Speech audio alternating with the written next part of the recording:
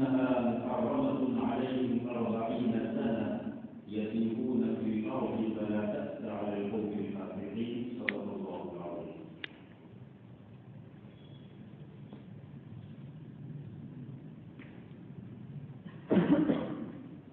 بزرگان محترم،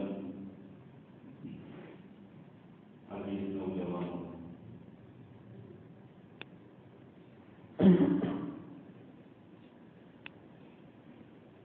تمام انبیاء میں سب سے اخیر میں نبی کریم صلی اللہ علیہ وسلم جب دنیا میں تشریف لائے تو اس وقت پوری دنیا میں کفر و ضلالت، گمراہی، عقل و غارت گیری اور مختلف طرح کے گناہوں میں اور معاصی میں پوری دنیا کے لوگ مبتلا تھے۔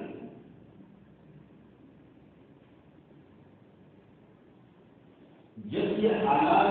اتنے زیادہ خراب ہوئے، اس زمانے میں اللہ تبارک و تعالیٰ نے اللہ کے رسول صلی اللہ علیہ وسلم کو مبعوث فرمایا اور اشارہ یہ کیا کہ آپ کو تنہا اس بگڑی ہوئی امت کو سنوارنا ہے اور صحیح راستے پر لانا ہے۔ جب شروع میں آپ اس کام کو لے کر اٹھے، اللہ کے احکام، دین و تعلیم وغیرہ کا جب سلسلہ شروع کیا تو صرف اور صرف اللہ کے رسول ہی تھے۔ تنہا حضور نے یہ کام شروع کیا اور 3 سال کی مدت اللہ تعالیٰ کی طرف سے لی، لیکن 3 سال کی مدت میں پوری دنیا میں اتنا بڑا انقلاب پیدا کر دیا کہ جب دنیا سے تشریف لے گئے تو جزیرۃ العرب میں ایک بھی کافر نہیں تھا، ایک مسلم بھی نہیں تھا جزیرۃ العرب میں۔ یہ محمد رسول اللہ صلی اللہ علیہ وسلم کی قربانیوں کا، آپ کی محنتوں کا اور دعوت و تبلیغ کا نتیجہ ہے۔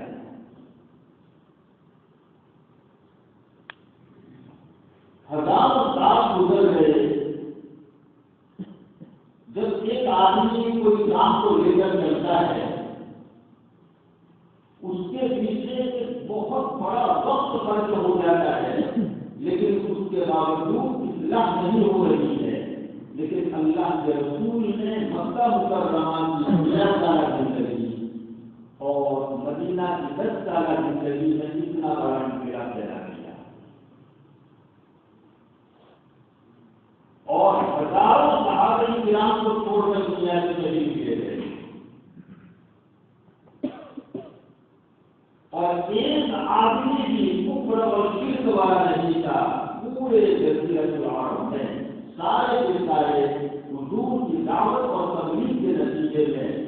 ایمان اور کلمہ پڑھنے والے ہو گئے۔ یہ انقلاب اور انسانوں کی زندگی میں یہ جو تبدیلی ہم نے دیکھی، یہ تبدیلی اور انقلاب آپ کیوں نہیں ہو رہا ہے؟ پوری دنیا میں یہ کام چل رہا ہے، اللہ کے نیک بندے اس کے اندر لگے ہوئے ہیں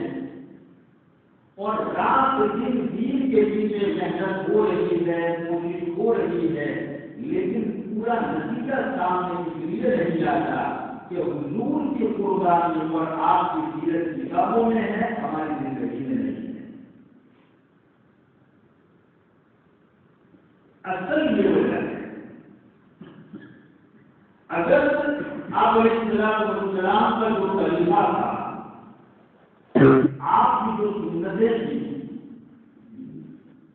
دعوت و تبلیغ کا جو طریقہ تھا، جس نرمی کے ساتھ لوگوں کو بلانے کا جذبہ تھا، اگر وہ جذبہ ہمارے دلوں میں پیدا ہو جائے، اگر ہم حضور کی سنتوں پر چلنے والے بن جائیں تو آج پھر وہی انقلاب پیدا ہو سکتا ہے جو ماضی ہو چکا ہے۔ دین کی کوئی بات، کوئی چھوٹا مسئلہ ہو، قرآن کی کوئی بات ہو، ہمارے اسلام کی کوئی بات دوسرے تک پہنچانی ہے، اس کی دعوت دینی ہے، تبلیغ کرنی ہے۔ اگر انسان صحیح نیت کے ساتھ اور نبی والے جذبے کے ساتھ تبلیغ کرے گا اور دعوت کا کام کرے گا، اس مسئلے کو امت تک پہنچائے گا تو یقیناً سامنے والے کی زندگی میں تبدیلی محسوس ہوگی۔ نیت نہیں ہونی چاہیے اور جذبہ نا امید اور مایوس نہیں ہونا چاہیے، بہت بڑے جذبے کے ساتھ اور اللہ کو راضی کرنے کی نیت کے ساتھ اگر یہ کام کیا گیا تو پھر جیسے صحابہ کرام کے ہاتھوں پر دنیا کے لوگوں نے ایمان اور اسلام قبول کیا، اسی طرح اس زمانے کے مسلمانوں کے ہاتھوں پر بھی اسلام لانے والے لوگ پائے جائیں گے۔ محدثین میں ایک نام آتا ہے عبداللہ بن مسلمہ القعنبی، بہت بڑے محدث ہیں۔ وہ محدث بعد میں بنے، پہلے کو ایک آوارہ قسم کے وہ عالم تھے، جیسے دنیا میں قابو ہو گئے ہیں، لٹیرے ہوتے ہیں، چوری کرنے والے ہوتے ہیں، ظلم کرنے والے ہوتے ہیں، بالکل اسی طرح سے آدمی تھے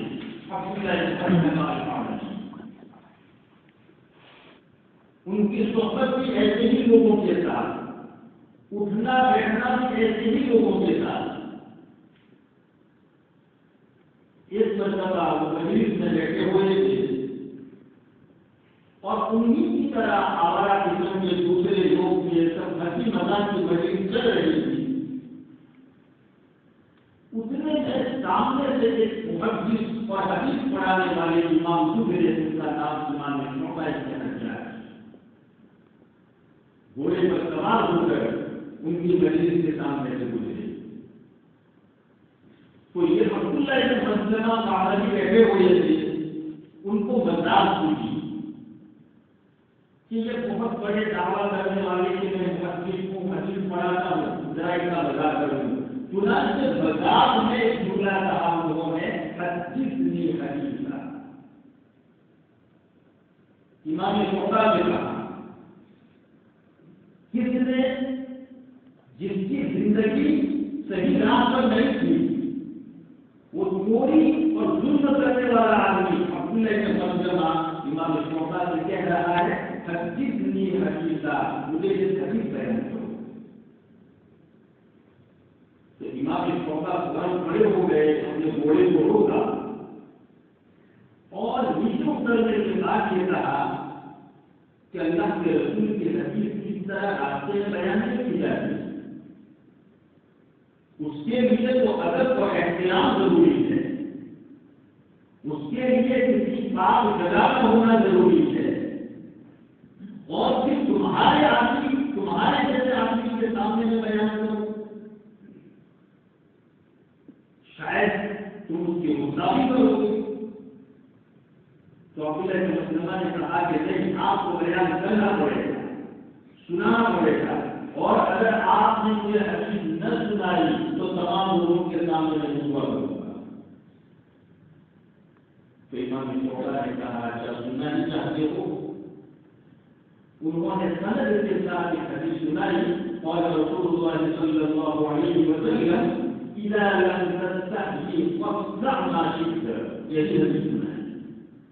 اور اس کا مطلب یہ ہے اللہ کے رسول یہ فرما رہے ہیں کہ جب انسان کے اندر سے شرم اور حیا نکل جائے تو پھر جو چاہے وہ کرتا ہے۔ یہ شرم آدمی کو سب کچھ کرے گا۔ یہ حدیث سنائی اذا لم تستحي فاصنع ما شئت۔ وہ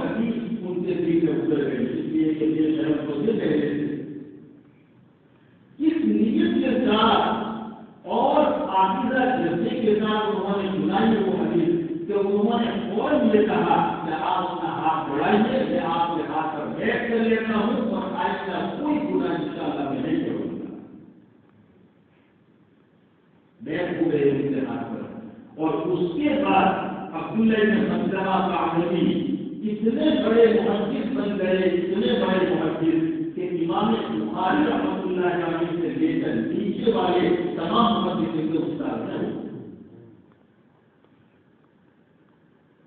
امام بخاری کے بھی استاد ہیں، اور امام ابو داؤد سنن ابو داؤد میں تو کثرت سے ان سے نقل کرتے ہیں۔ ایک بات میں ایک ایسے آدمی کی زندگی میں انقلاب اور تبدیلی پیدا کرتی، اگر یہ نیت ہوگی اس جذبے کے تحت اگر ہم یہ کام کریں گے اور لوگوں کو دین کی دعوت دیں گے، تبلیغ کریں گے، تو اس کا فائدہ خود ہمیں نظر آئے گا۔ اور اللہ تبارک و تعالیٰ نے بہت ساری نعمتوں سے نوازا ہے، ان میں بہت بڑی نعمت یہ زندگی بھی ہے، اور زندگی کے بارے میں سوال ہوگا قیامت کے دن کہ ہم نے تم کو زندگی عطا کی، اس زندگی کو تم نے کہاں کر دیا؟ 5 سوالات میں کوئی سوال نہیں ہوگا۔ یہ زندگی اللہ نے دی ہے، یہ موقع اللہ تعالیٰ نے دیا ہے، یہ فرصت ہمارے پاس موجود ہے، تو اس سے خود ہماری ذات کو بھی فائدہ ہونا چاہیے اور امت کو بھی ہم ہماری زندگی سے اور ہمارے دل کا بھی فائدہ پہنچا ہے۔ کس نیت کے ساتھ ہونا چاہیے اور کس نیت کے ساتھ یہ کام کرنا چاہیے اور اللہ کا دین دوسرے بندوں تک پہنچانا چاہیے۔ حضرت مولانا اشرف علی تھانوی رحمۃ اللہ علیہ آخری عمر میں بستر مرض کے اوپر تھے، آخری زمانہ چل رہا تھا، بیماری کا انجام شروع ہو چکے تھے، اور اس زمانے میں بھی حضرت یہ چاہتے تھے کہ دین کی کوئی خدمت کرو گے، لیکن ڈاکٹر نے بالکل صاف منع کر دیا تھا کہ آپ کو ذرا بھی بات نہیں کرنی کسی سے، اور ہمیشہ آرام بھی کرنا ہے، بستر سے اٹھنا بھی نہیں ہے۔ لیکن تھوڑی دیر کے بعد کبھی اس عالم کو بلا دیتے کہ ان کو بلا کر لے آؤ، کبھی فرماتے کہ مولانا مفتی شفیع کو بلا کر لے آؤ میرے پاس، اور یہ فرماتے کہ فلاں آیت سے تحت یہ مسئلہ لکھ دے رہا، حضرت مفتی شفیع صاحب یہ فرماتے تو کسی نے کہہ دیا کہ حضرت ڈاکٹر نے بولنے سے منع کیا ہے، آپ کیوں بول رہے ہو؟ تو انہوں نے فرمایا کہ یہ زندگی کے آخری لمحات کس کام آنے، اس کو بھی ہوا اللہ کی راہ میں اور دین کی خدمت میں، قرآن کی خدمت میں خرچ کروں۔ منع کرنے کے باوجود حضرت کا یہ معمول تھا، اور بستر کے اوپر مختلف علماء کرام کو بلا کر نصیحت فرماتے تھے اور یہ فرماتے تھے کہ اللہ نے یہ زندگی دی ہے، یہ کس کام آئے گی؟ دیکھیے یہی بات انبیاء علیہ السلام کی آئی ہے۔ حضرات انبیاء علیہ السلام کا مزاج اور ان کی طبیعت ایسی اللہ تعالیٰ بنا دیتے ہیں کہ دعوت و تبلیغ کا ذرا بھی موقع ملتا ہے تو مغلط نہیں برتتے، اس موقع کو غنیمت سمجھ کر دین کی دعوت دے دیتے، چاہے 1 منٹ کی فرصت ہو یا 5 منٹ کا وقت ہو۔ قرآن کریم میں سورہ یوسف میں حضرت یوسف علیہ السلام کے بارے میں کیا فرمایا؟ عزیز مصر نے جب ان کو جیل خانے میں بند کر دیا، قید خانے میں کرے گئے، تو قرآن یہ کہتا ہے وَدَخَلَ مَعَهُ السِّجْنَ فَتَيَانِ، اس وقت 2 نوجوان بھی قید خانے میں داخل ہوئے تھے، دونوں کے اوپر لکھا تھا، تو بادشاہ کے حکم سے دونوں کو اندر کر دیا۔ دونوں نے اپنا حال حضرت یوسف کے سامنے بیان کیا کہ میں نے خواب دیکھا ہے کہ میرے سر کے اوپر روٹیوں کا ٹوکرا ہے اور اس میں سے پرندے کھا رہے ہیں، اور دوسرے نے یہ کہا کہ میں اپنے بادشاہ کو شراب پلا رہا ہوں۔ تو اس کی تعبیر کیا ہوگی؟ یوسف علیہ السلام نے یہ بتایا کہ تعبیر تو بعد میں بتاؤں گا، کھانا جو روزانہ تم کو ملتا ہے اس کے آنے سے پہلے میں تعبیر بتا دوں گا، لیکن اس سے پہلے انہوں نے دین اور اللہ تعالیٰ کی طرف توحید کی دعوت دی اور یہ فرمایا کہ مجھے یہ جو علم حاصل ہوا ہے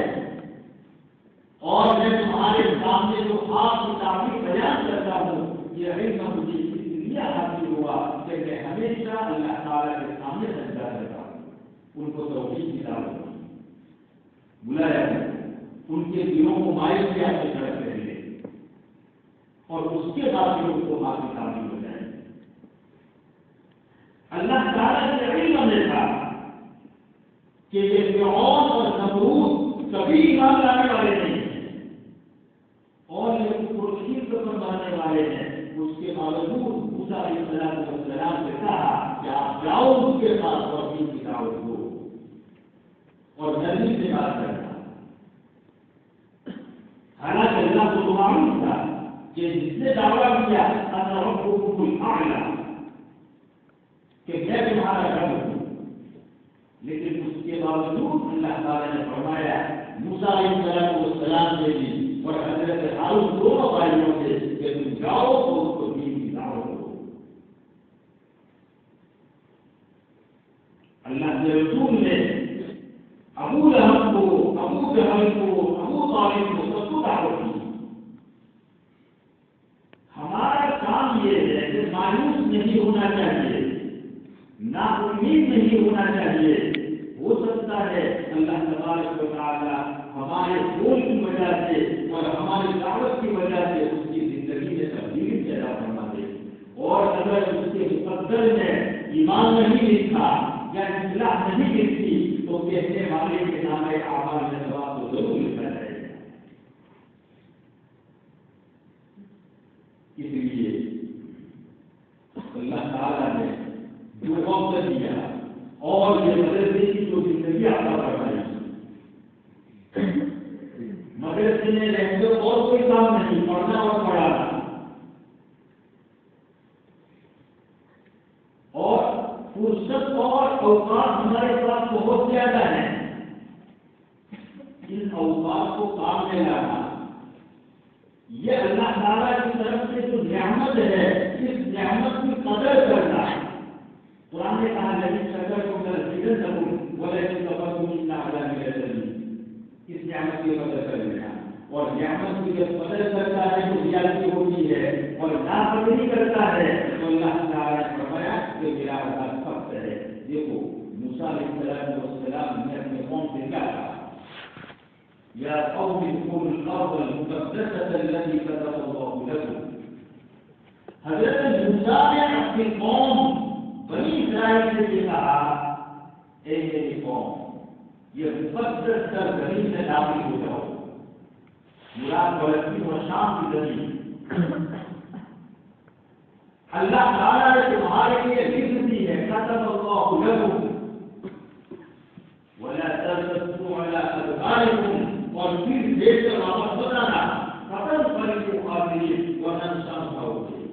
دیکھو اس آیت سے معلوم ہوا کہ اللہ تبارک و تعالیٰ نے بہت بڑی نعمت دینا چاہتے ہیں بنی اسرائیل کو، ارض مقدسہ میں ان کو آباد کرنا چاہتے تھے، اس زمین کا مالک بنانا چاہتے تھے بنی اسرائیل کو، لیکن انہوں نے یہ کہا کہ ہم وہاں نہیں جائیں گے۔ اے موسیٰ آپ رات کا رنگ جا کر جہاد کرو، ہم تو یہاں بیٹھے ہیں۔ تو اللہ تعالیٰ جو دینا چاہتا تھا وہ ان کے اوپر حرام کر دیا، فإنها محرمة عليهم 40 سنة۔ جاؤ ناشکری کی، نافرمانی کرنے لگے تو اللہ تعالیٰ کی طرف سے جو نعمت ملنے والی تھی اس نعمت کو اللہ تعالیٰ نے روک دیا، حرام کر دیا اس زمین کو۔ یتیمون فی الارض، اور پورے میدان میں اور ریگستان کے کے اندر وہ بھٹکتے رہتے،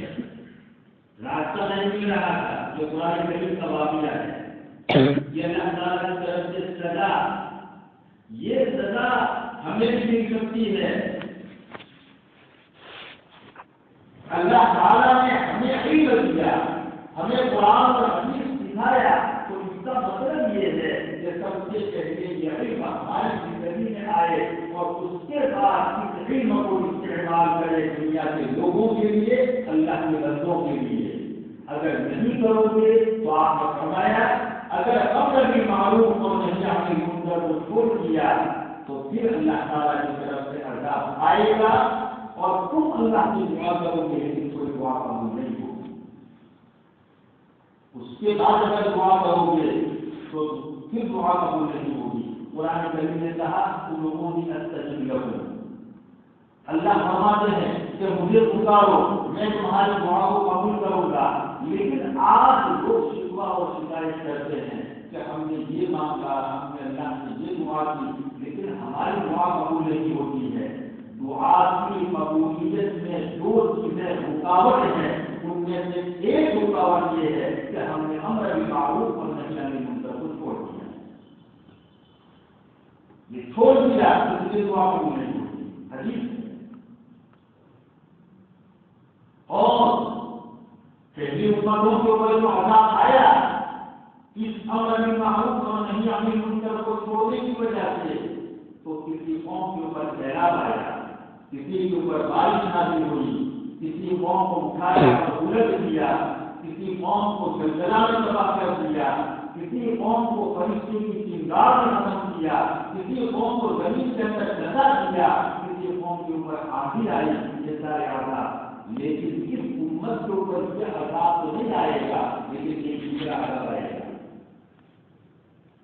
اگر امر بالمعروف اور نہی عن المنکر کو چھوڑا تو دوسرا، اور وہ کون سا عذاب میں بتاتا ہوں، وہ عذاب یہ ہے کہ اللہ تعالیٰ ہمارے دلوں سے نیکی کی محبت کو نکال دے گا اور گناہوں کی نفرت کو ڈال، گناہوں کی نفرت کو نکال دے گا اور نیکی کی محبت کو بھی نکال دے گا، کہ اللہ تعالیٰ کی طرف سے عذاب۔ حالانکہ مسلمان کو نیک کام سے محبت ہونی چاہیے اور گناہ سے نفرت ہونی چاہیے، لیکن ہم گناہ سے محبت کرنے والے بن جائیں گے اور نیکی سے دور ہونے چلے جائیں گے۔ جب یہ حالت ہونے لگے تو یہ سمجھنا کہ اللہ تعالیٰ کی طرف سے عذاب ہے۔ اس عذاب کے اندر مبتلا ہو سکتے ہیں وہ عذاب جو پہلے امتوں کے اوپر آیا وہ تو نہیں آ سکتا، لیکن یہ تو آ سکتا ہے، اور دعائیں قبول نہیں ہو سکتی، یہ بھی اس کا بھی ایک عذاب ہو سکتا ہے۔ اللہ تبارک و تعالیٰ پر عمل کرنے کی توفیق عطا فرمائے۔ اور دعا کا معمول ہے جمعرات کے دن